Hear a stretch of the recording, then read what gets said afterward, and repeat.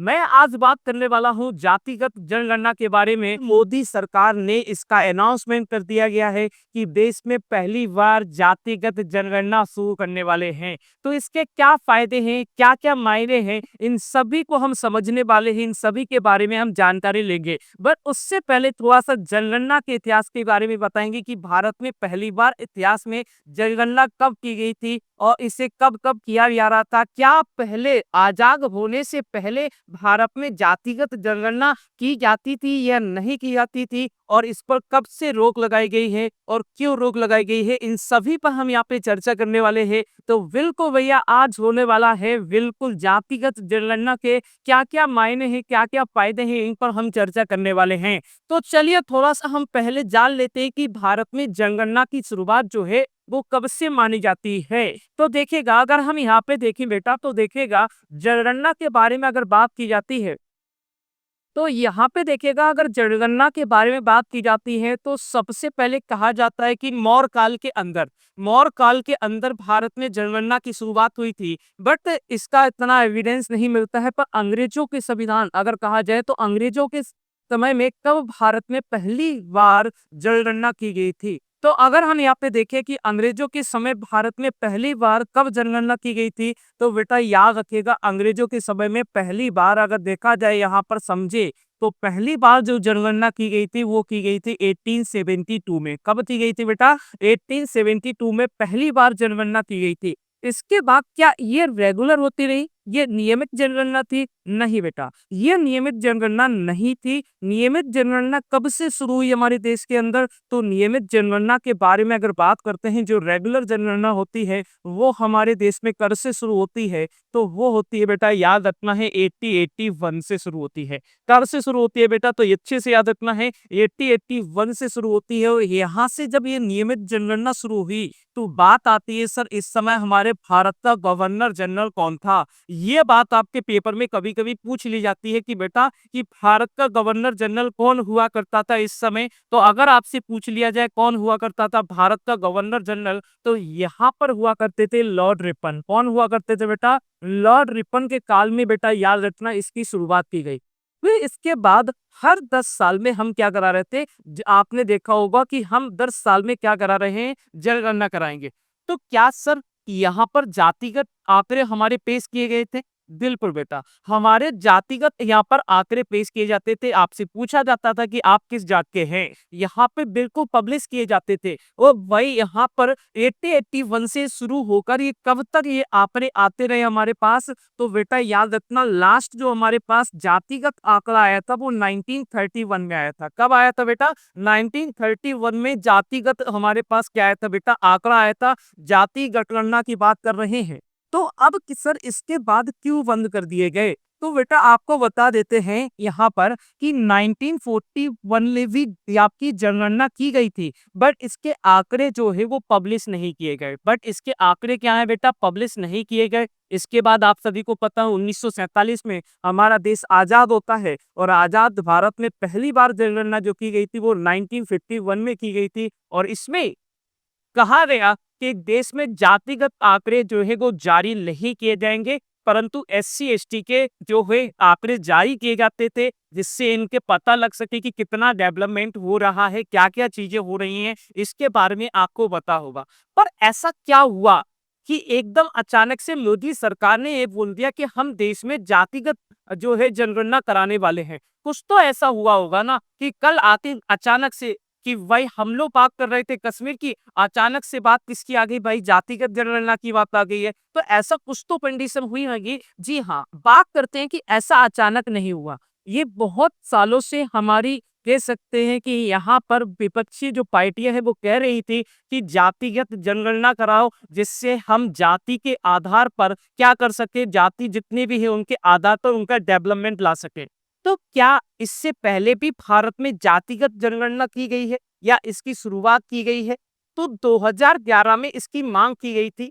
But 2011 में जब Congress party हुआ करती थी, कांग्रेस सरकार हुआ करती थी, इसकी बात नहीं स्वीकार की। पर इन्होंने आर्थिक और सामाजिक आधार पर जनगणना करवाई थी। पर उसके आंकड़े जो है वो पब्लिश नहीं किए गए थे, आर्थिक और सामाजिक, क्योंकि कहा गया था उसमें बहुत ज्यादा खामियां थी इसीलिए।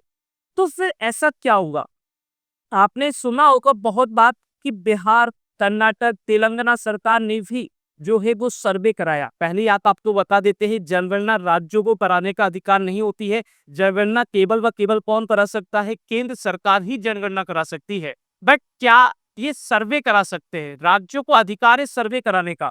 तो सबसे पहले सर्वे किसके द्वारा कराया गया था सर? सबसे पहले सर्वे किसके द्वारा कराया गया? तो सबसे पहले कर्नाटक सरकार के द्वारा सर्वे कराया गया था। किसके द्वारा सर्वे कराया गया था बेटा? कर्नाटक सरकार ने सर्वे कराया था 2014 में।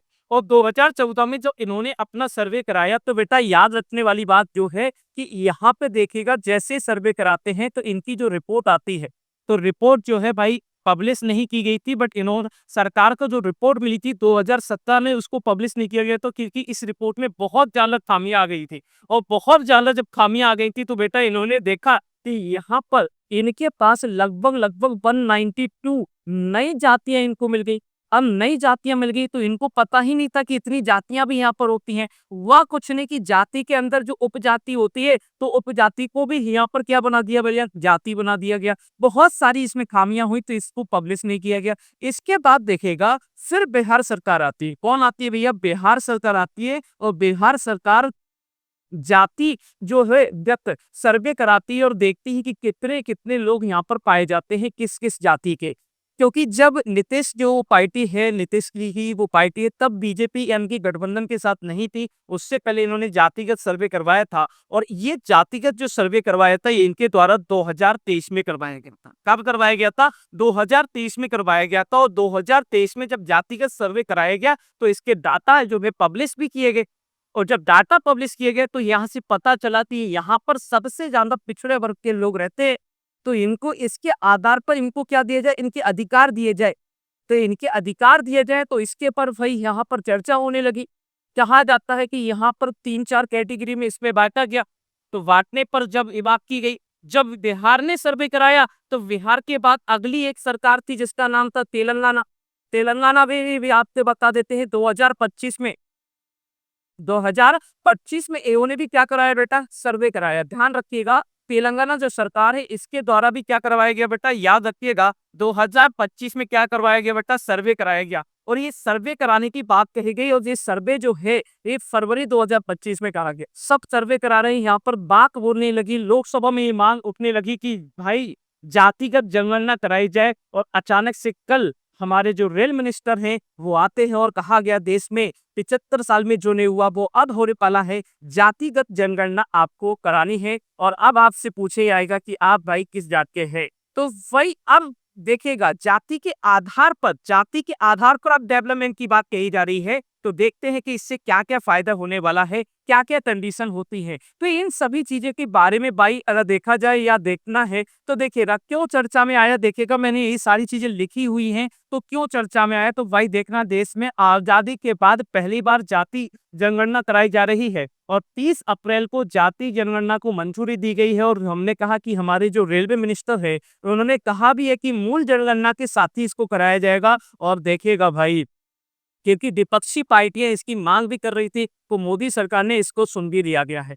पिछली बार जनगणना कब हमारे देश में हुई थी? तो हमारी पिछली बार जो जनगणना हुई थी वो 2011 में हुई थी। और 2011 में जो जनगणना हुई थी वो भाई आपको याद रखना है कौन से नंबर की हुई थी बेटा? 15वें नंबर की हुई थी। फिर इसके बाद 2021 में होनी थी। तो 2021 में क्यों नहीं हुई सर? 2021 में आपको पता है कोविड की वजह से सारी की सारी कंडीशन खराब हो गई थी, इसलिए जनगणना नहीं की गई। अब उम्मीद है कि 26 या 27 में हमें ये जनगणना या हम जातिगत जनगणना के हमें आंकड़े देखने को मिल सकते हैं। तो वही देखिएगा, उसके हिसाब से 2021 में होनी चाहिए थी, बट नहीं हो पाई। तो वही याद रखना है कि हाँ, तब सामाजिक आर्थिक जातिगत जनगणना कराई गई थी, बट इसके आंकड़े जो है वो पब्लिश नहीं किए गए थे, ये आप लोगों को बताया गया है। ठीक है, जो हम अभी भी आंकड़े मांगते हैं, मैंने कहा ना कि लास्ट हमें क्या आंकड़ा मिला था? जातिगत जो आंकड़ा मिला था वो 1931 का है।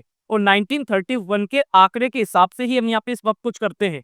तो वही इसमें देखा जाए, जैसे आपने मंडल कमीशन बनाया था, तो मंडल कमीशन के कहने पर बीपी सरकार ने 27% आरक्षण दिया था ओबीसी को। तो ये भी जो जातिगत जो आपने देखा होगा सर्वे माना गया था, वो किसका 1931 के अकॉर्डिंग माना गया था। ये सारी चीज़ें हम यहाँ पे इसलिए लिख दी है जिससे आपको पता रहे। हमने अभी जस्ट बताया कि पहली बार जनगणना कब हुई थी, 1872 में हुई थी। ब्रिटिश वाइसराय थे इस समय कौन, लॉर्ड मेयो थे। पर नियमित जो रही थी वो 1881 में हुई थी और लॉर्ड रिपन के काल में हुई थी। इसके बाद देखिएगा पहली बार जनगणना में जातिगत जनगणना के आंकड़े भी हुए थे और इसी प्रकार से सारी चीजें आपकी चलती रह रही थी। तो ये सभी के सभी आपको याद रखना है। इसके बाद देखिएगा हमने कहा आपसे सामाजिक, आर्थिक और जातिगत जनगणना कराई गई थी 2011 में, पर हमने कहा कि इसके आंकड़े जो है वो पेश नहीं किए गए थे। इसके बाद देखिएगा ये सारी चीजें हमने आपको यहाँ पर लिखी हुई हैं, तो आप बिल्कुल समझ सकते हैं ये सारी चीजें क्या होती है। जातिगत जनगणना तो बेटा आपको बताया, जातिगत जनगणना का मतलब है कि भारत में मौजूद हर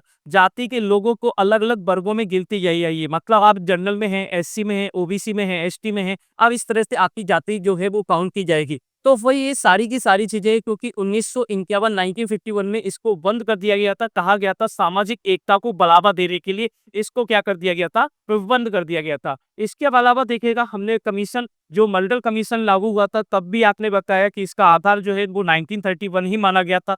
तो उसके तहत ओबीसी को 27% का आरक्षण भी दिया गया था। ये सारी चीजें यहाँ पर लिखी हुई हैं। इसके बाद देखिएगा जातिगत जनगणना के क्या हो सकते हैं फायदे। तो बस यही हमने आपसे कहा है कि भाई एक तो पता चल जाएगा कि विभिन्न जातियों की जनसंख्या कितनी है, इनकी सामाजिक आर्थिक स्थिति कितनी है, शिक्षा रोजगार में क्या क्या है, ये सारी की सारी वैकेंसी वगैरह जो है न्याय, हाँ सामाजिक न्याय को बढ़ावा आएगा। आरक्षण नीति में हो सकता है कि यहाँ पर सुधार होने की संभावना रहे। तो ये सारी चीजें आपको यहाँ पर मिल सकती हैं। इसके बाद देखिएगा अगर हम बात कर लेते हैं, अगर देख रहा है तो वह क्या-क्या नुकसान हो सकते हैं, तो सामाजिक विभाजन, जी हाँ, ये तो बिल्कुल भाई सामाजिक विभाजन हो सकता है। यहाँ पर ये हो सकता है कि इस कैटेगरी के लोग इतने लोग रहते हैं, इस कैटेगरी के लोग इतने कम रहते हैं, ये हो सकता है। डेटा का दुरुपयोग भी किया जा सकता है, बिल्कुल भैया। गोपनीयता का भी भाई बिल्कुल गोपनीयता भी जा सकती है। ये सारा आपको जटिल और महंगा प्रक्रिया भी रहेगा, बिल्कुल भाई, क्योंकि इतना आसान नहीं होने वाला है कि कौन सी जात में है भाई, कौन सी कैटेगरी में हो, ये सारी चीजें आपको भाई इतना आसान नहीं होने वाला है।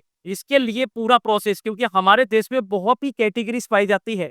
हर आप इलाके में जाइए तो अलग अलग कैटेगरीज देखने को मिलती हैं। तो वो कैटेगरीज किस में आप काउंट कर रहे हैं, उपजातियों में काउंट करना है, जाति में काउंट करना है, ये सारी चीजें यहाँ पर बताई जाएगी।